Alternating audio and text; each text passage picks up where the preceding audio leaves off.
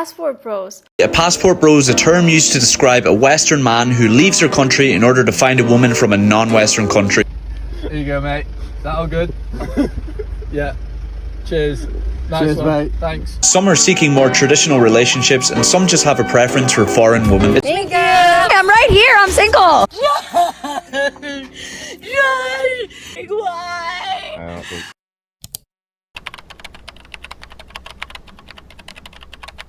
The passport bros community needs to be studied.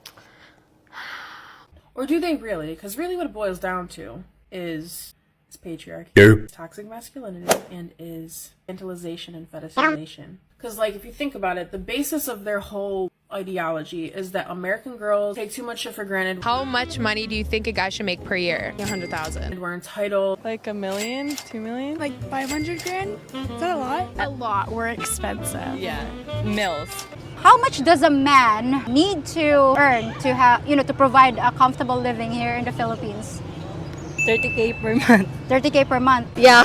Okay, so if you're earning 100,000 pesos a month, here in the Philippines, you're considered rich. Yeah, I think so. Okay. Okay, 50K is about $1,000 US. We're too outspoken. We don't want to follow in line with, like, the traditional family and couple roles that they want.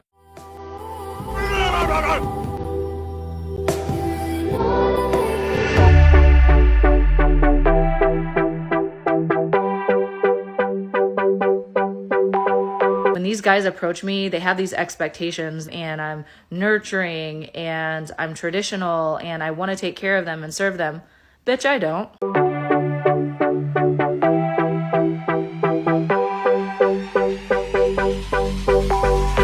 Never forget, these types of men want a mother. Problem is, she was a really nice girl, and all she cared about was taking care of me, and I don't need somebody that does that. Oh. All she was worried about all the time is how I am and what I'm doing. Like, have you eaten? Oh, and everything I do, let me do that for you. No, I can't deal with that. A slut and a Madonna all in once that won't talk back to them. What's the biggest green flag? Oh, if they fucking suck my cory. That's simple one, I guess, isn't it? What's the biggest red flag? If they don't.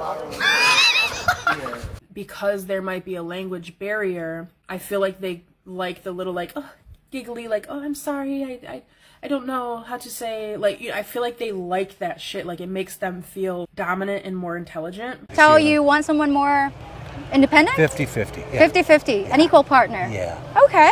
A lot of people in my comments are commenting on Asian women being submissive, and I think that's a misinterpretation of how they show respect. Some Western women think so highly of themselves that when a man does something for them, they think that it's the bare minimum because they're the queen. Growing up, I wasn't allowed to do the laundry, the dishes, clean the house and everything because what they say is like, I'm supposed to do that for my man. And that's really the basis of it all, isn't it? It's not that American women are more entitled. I know I'm a prize. And so I think that a man should value me for what I am. We don't recognize our own privilege. So if the woman is the prize, what would that make the man? The wallet. We take our privileges for granted and shit like that. Am I getting paid? Are you paying my rent? No! Like, what? Do I need to call you a fucking nanny? Boy, bye. We are just naturally family-oriented people, that's all. And you can't deny the fact, here in the United States, it's not like that anymore. What it really is we are in the dawn of the time when women can be just as advantageous and successful as men have historically been allowed to be. I don't know who needs to hear this right now, but we don't chase men! We chase the bag! We don't need honeys, we need monies. And now that we are at that age, we will no longer tolerate things like belittlement, domestic violence, putting us in a box, telling us what we will and won't do. You think all foreigners are rich? I think they're rich, but not rich by like the money, like rich in their hearts. Like I wish that you guys could see it's really not that complicated with American women. We're just asking to be met halfway as far as respect.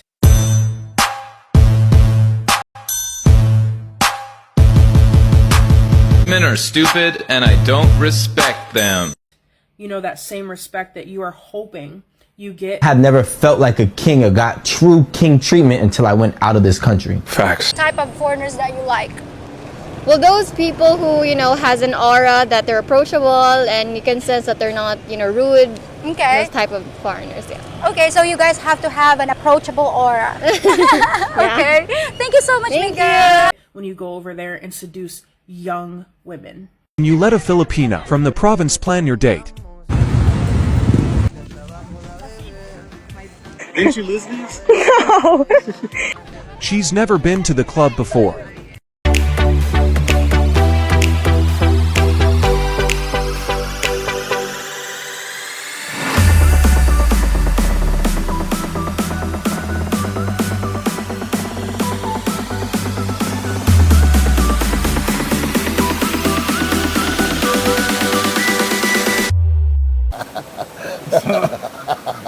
Yeah.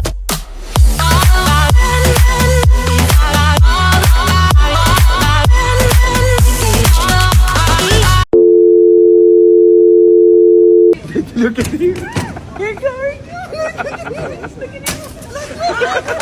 So long story short, I'm the type of woman that's the last stop before they make loud declarations that they're going to go to Asia when their feet have never been more than 5 feet off the ground when they had to go do the jump test in PE class when they were in 6th grade. Get in there, son. Get in. Georgia Mulder. Get in there. Go ahead, wee man. Sled. Easy.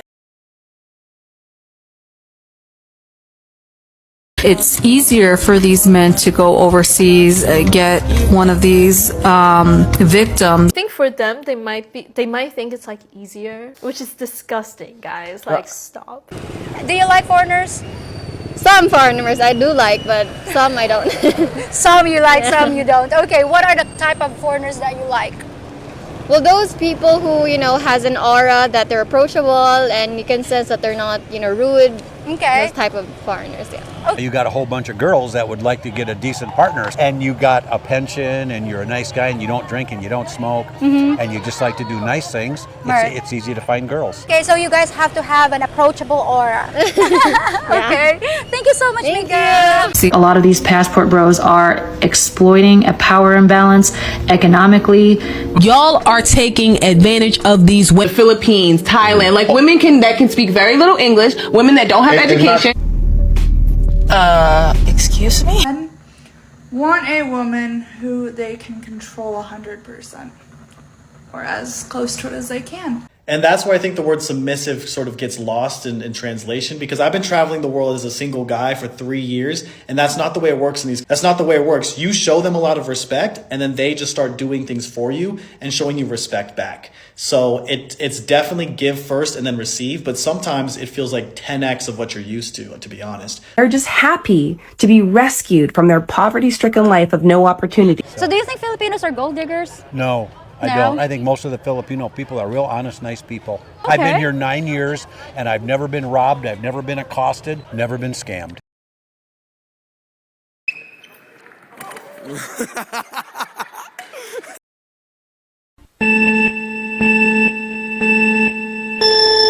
How many Filipino girlfriends did you have? Many. Many? Many. Girls are real good here. Yeah, they are. You have a large quantity of girls here that aren't married, and a lot of the men here are gay from what I can see. Yeah.